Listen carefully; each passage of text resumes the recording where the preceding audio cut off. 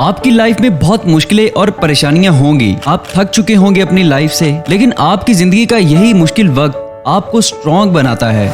इस मुश्किल वक्त में आप कैसे सरवाइव करते हैं, इसी से आप एक हीरो बनते हैं। हम आज आपको एक ऐसे ही हीरो की कहानी सुनाने वाले हैं जिन्होंने अपनी लाइफ का मुश्किल वक्त बहुत हिम्मत के साथ गुजारा। ये कहानी है युवराज सिंह की। वो एक बेस्ट क्रिकेटर हैं। उनकी book The Test of My Life में वो बताते हैं कि किस तरह उन्होंने अपने कैरियर के पीक पे कैंसर जैसी खतरनाक बीमारी से फाइट की और एक नॉर्मल लाइफ में वापस आए। युवी अपनी ऑटोबायोग्राफी में बताते हैं कि मुझे बचपन से ही क्रिकेट का बहुत शौक था। स्कूल में मुझे हमेशा ब्रेक टाइम का इंतजार रहता था कि कब ब्रेक हो और मैं खेलूं। मुझे बाकी के सब्जेक्ट कोई ज्यादा पसंद नहीं थे। मेरी फ्रेंड आंचल मेरी मदद भी करती थी, लेकिन मेरे फिर भी कोई अच्छे नंबर नहीं आया करते थे। एक दिन मुझे याद है कि हम क्रिकेट खेल रहे थे। मैंने इतनी जोर से शॉट मारा कि वो एक स्कूटर पे जाते हुए आदमी को जोर से लगा और फिर वो अपने स्कूटर से उतर के हमारे पीछे भागने लगा। हम सब वहाँ से भाग गए। मेरे फादर चाहते थे कि मैं क्रिकेटर बनूं। मुझे खुद भी बहुत शौक था।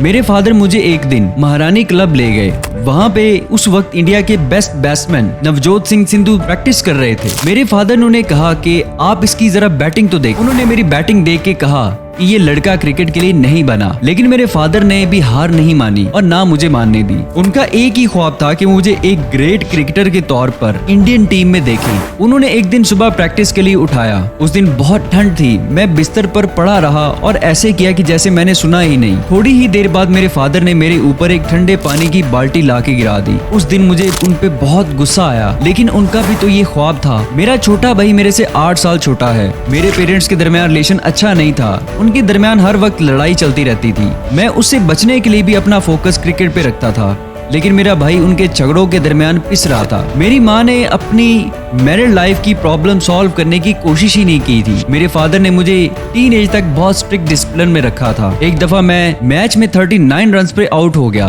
मेरे फादर को मेरे पे बहुत गुस्सा आया और उन्होंने मुझे बोला कि अब घर मत आना। उस दिन सारी रात मैं घर के बाहर अपनी गाड़ी में रहा। अगले दिन जब सुबह अंदर गया तो उन्होंने गुस्से में दूध का गिलास मेरे मुंह के ऊपर मारा। एक दफा फील्डिंग में गलती होने की वजह से उन्होंने मेरी कार का साउंड सिस्टम ही तोड़ दिया था। इसके बाद फाइनली मैंने अगले मैच में सेंचुरी मारी। मैं बहुत खुश था। डैड की कॉल आई और पूछा मैच कैसा रहा। मैंने बहुत प्राउडली बोला कि मैंने सेंचुरी स्कोर की है। मेरे फादर ने मुझे जवाब दिया कि तुमने डबल सेंचुरी स्कोर क्यों नहीं की। उस दिन मैं बहुत डिसअपॉइंट हुआ और तो और उन्होंने मेरी कार की चाबियां भी छुपा दी। उसके बाद मैं अंडर 19 वर्ल्ड कप खेलने चला गया और उसमें मुझे player of the tournament select किया गया। इस तरह इंडियन टीम का हिस्सा भी बन गया। मैंने अपने पहले ही मैच में 84 रन बनाए और मैन ऑफ द मैच रहा। उन पैसों से मैंने अपनी माँ के लिए घर खरीदा था। उन सब के बाद बारी आती है मेरी लाइफ के अगले पड़ाव की। बात है 2011 के वर्ल्ड कप की, जब हम इंग्लैंड के खिलाफ खेल रहे थे। उस वक्त मेरी गर्दन में मोच आ गई थी। मैं इधर उधर मुड़ के नहीं दे सकता था। हमारी टीम के फिजियोथेरेपिस्ट ने मेरा इलाज किया और अगले मैच में मैंने धुआंधार इनिंग खेली। मैं अपनी टीम में सचिन तेंदुलकर से बहुत इंस्पायर था। उन्होंने हमेशा हम सबको बहुत ज्यादा मोटिवेट किया है। एक दफा हम मैक्सिको में डिनर कर रहे थे कि एक फैन रविंद्र जडेजा के ऊपर आके चिल्लाने लगा, कहने लगा तुम इतनी जल्दी आउट क्यों हुए, और गंदी गंदी गालियां देने लगा। ये खबर इतनी फैली कि मीडिया तक हम पे उंगली उठाने लगा। हम पे बहुत इल्जाम लगाए गए और उस एक्सीडेंट के बाद मैं टीम से बाहर हो गया। लेकिन फिर दोबारा जुलाई में मुझे सिलेक्ट कर लिया गया था। अब बारी आती है जिंदगी के सबसे मुश्किल पड़ाव की, जब मुझे कैंसर हुआ। मैं सबसे ज्यादा भरोसा अपने डॉक्टर जतिन पे करता था। वही मेरा इलाज करते थे। एक दफा मुझे खांसी हुई तो उन्होंने मुझे एक्सरे कराने का बोला। एक्सरे देख के वो परेशान हो गए। उन्होंने कहा मुझे अपना सिटी स्कैन करवाना चाहिए। अगले दिन ही मैंने सिटी स्कैन कराया और उसमें पता चला कि मेरे लंग्स में ट्यूमर है। डॉक्टर ने बताया कि ये ट्यूमर कैंसर की शुरुआत भी हो सकता है। डॉक्टर ने घर मेरी माँ को भी फोन करके बता दिया। माँ उस वक्त गुरुद्वारे गई हुई थी। जब वो वापस आई तो हम दोनों एक दूसरे को देख के रोने लगे। मैंने अपने कुछ दोस्तों और फैमिली मेंबर्स को भी बता दिया था। डॉक्टर्स ने मुझे फौरी हॉस्पिटल में एडमिट कर लिया। मैं कुछ भी खाता या पीता मुझे फौरन उल्टी आ जाती थी। उससे पहले मैंने पुमा ब्रांड के साथ शूट की डील की हुई थी। मैंने उन्हें जनवरी 2012 का टाइम दिया था। मैंने जब उन्हें अपनी बीमारी का बताया और डील कैंसिल करने का कहा तो वो नहीं माने। उन्होंने कहा कि हम आपके ठीक होने का इंतजार करेंगे। मैंने अपना वादा पूरा करना था।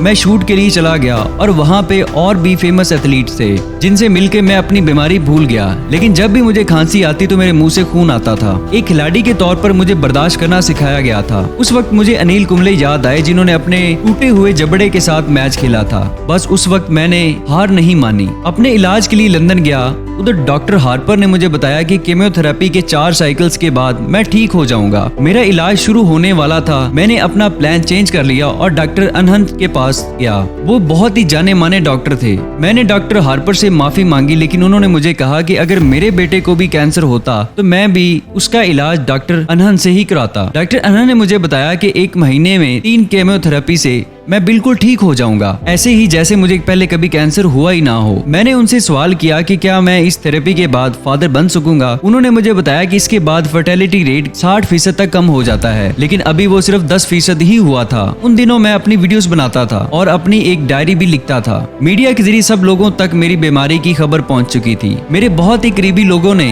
ये बात मीडिया में दे दी थी। इसके बाद मेरे फैंस के ढेरों मैसेजेस आने लगे। उन दिनों मेरी माँ मेरे लिए खुद खाना पकाती थी। थेरेपी के 15 दिन बाद एक दिन जब मैं उठा तो मेरे बेड पे मेरे बालों का गुच्छा पड़ा हुआ था। मेरे बाल उतरने लगे थे। मैंने फैसला किया कि मैं अपना हेड खुद ही शेव कर लूंगा और ये करने के बाद मैंने अपनी एक तस्वीर ट्विटर पर शेयर कर दी। उन दिनों अनिल कुंबले मुझे मिलने आए। उन्होंने मुझे बहुत हौसला दिया। मेरे 3rd साइकिल के टाइम डॉक्टर ने मुझे बताया कि मेरा ट्यूमर खत्म हो गया है और अब बस कुछ टिश्यूज ही रह गए हैं, इसलिए 3rd सेशन 5 दिन बाद होगा। ये खबर सुन के मुझे लगा कि मैं दोबारा जिंदा हो गया हूँ। मेरे ट्रीटमेंट के फौरन बाद सबसे पहले मुझे सर सचिन मिले। उन्होंने मुझे हौसला दिया।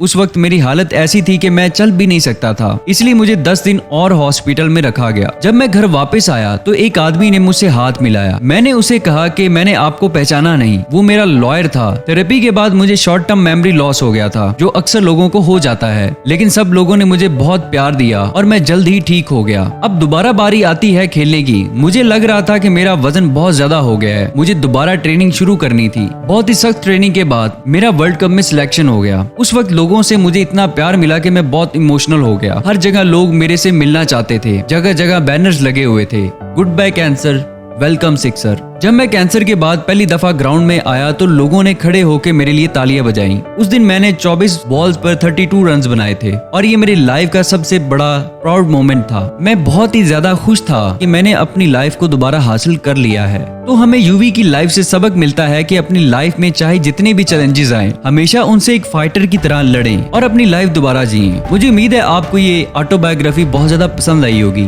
मजीद इस तरह की ऑटोबायोग्राफीज और बुक समरीज को देखने और सुनने के लिए हमें फॉलो करें। This is best solutions in a short time.